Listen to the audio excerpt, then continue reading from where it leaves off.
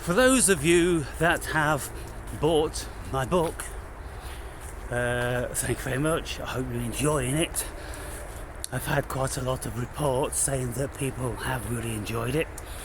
And I think last time I looked, about a week ago, there was about 8 reviews on Amazon. And so any of you who have got through some of it, if you would like to leave a review, I'd appreciate that, because otherwise the book won't raise up in the algorithm. It will stay dormant along with a million other books, because it is the reviews, just like it is the subscribes and the thumbs up on any videos, that takes them up in the algorithm. And so as far as I'm concerned, it's small money for me, and what really does it matter to me whether anybody buys my book? I suppose it'd make a difference if 1,000 people bought my book. If 50,000, 100,000, then of course it would start to change my life. But doubtless that will never happen, and so it's not going to be changing my life. And the reason why I wrote that book is because it might change your life. That's the whole reason I think many people write books, in the hope that they can pass something on, pay something forward. And I've often said that I wrote that book as my gesture to pay back into the kitty, because of all the books that I've read, thousands of books that I've read and have really benefited from and enjoyed, well, I just wanted to put something back out there. So you pay the favour forward, you pay it forward, you pass the baton. And so that's what I've done with that book. And what it does, it highlights this spiritual awakening path, but also it introduces the reader to many of the philosophical greats. I've included excerpts from the work from some of the best known names and educationists on the planet, people who I have been really impressed with. And so when you read my book, then you'll be introduced to, let's say, at least 50 other very, very important scholars and global life analysts, philosophers and psychoanalysts and spiritualists and these sorts of people. So it's kind of like, I've stated previously that it's the world's first spiritual Bible. Of course, there's a large element of salesmanship in that. Lots of people make unsubstantiated claims. They're harmless. It just draws attention, doesn't it? And so, but what I will say, that book is a remarkable book in that it's got an enormous amount of information which would very, very well benefit anybody who is on the spiritual path. Or not even if you're on the spiritual path, if you just want to learn about the spiritual path, what it entails and things like that.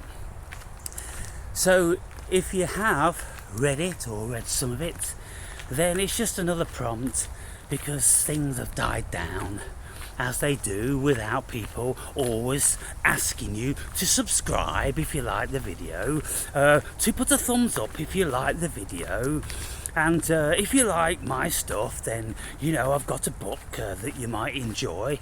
You see, all this, people do this because their YouTube channel is a business. It's not my business.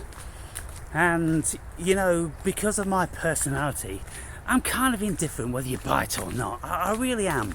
But you know, there's a part of me that would like everybody to become evolved and everybody to know the information that I was privy to and to have similar sort of enlightening experiences. Yes, for sure.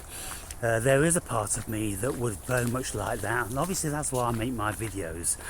And then there's another part of me that just goes, fuck it, 99% of them will never get it in any case, so what's the point? It's small numbers, people.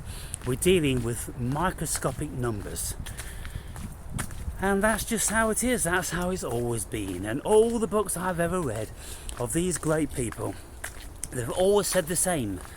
The intellect with the masses, with the herd, is just so low that they wouldn't even be sniffing at the first rung of the ladder of stuff we're writing about.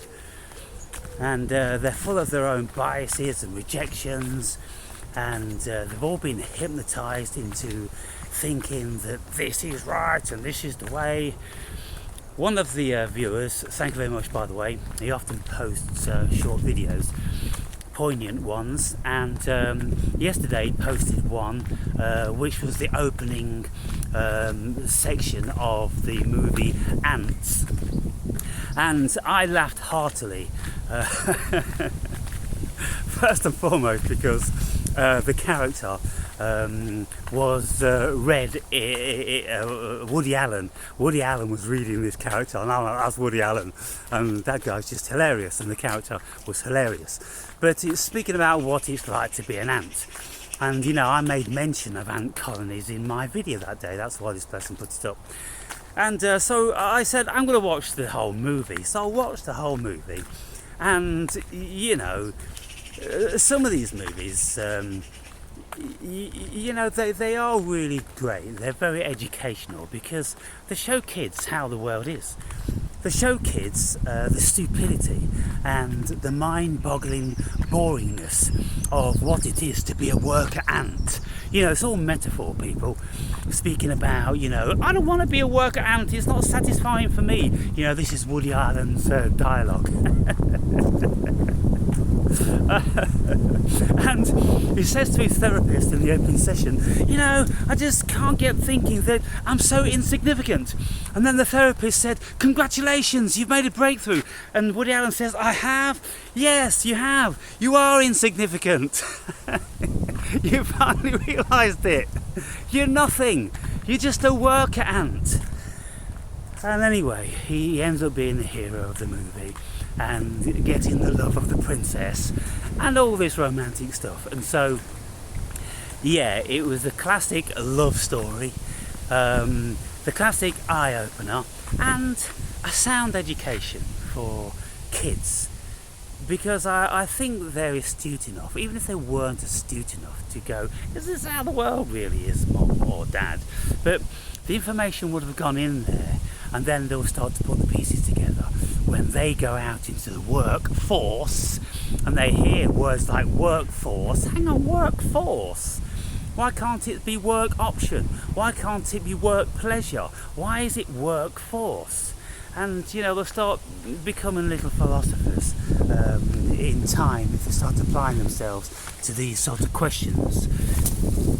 And so, anyway, I just thought I'd prompt you guys to please leave a review, and you could send me an email,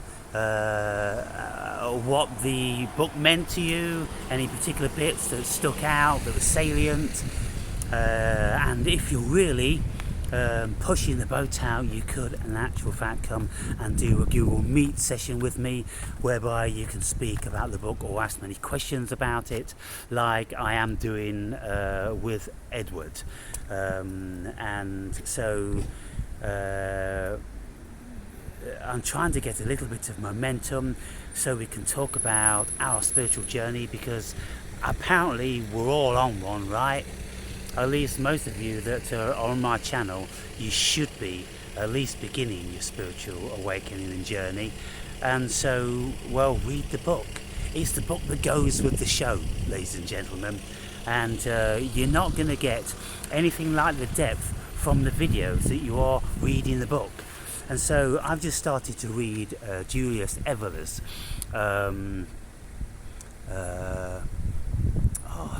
one of his books, in any case, Revolt Against Humanity or something like that.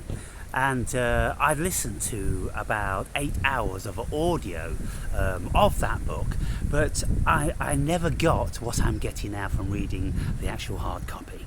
And so if we want the full picture, we have to read the books, people. And there's no shortcuts. You can watch as many videos if you want to, but you only ever get surface information. You've got to read the books.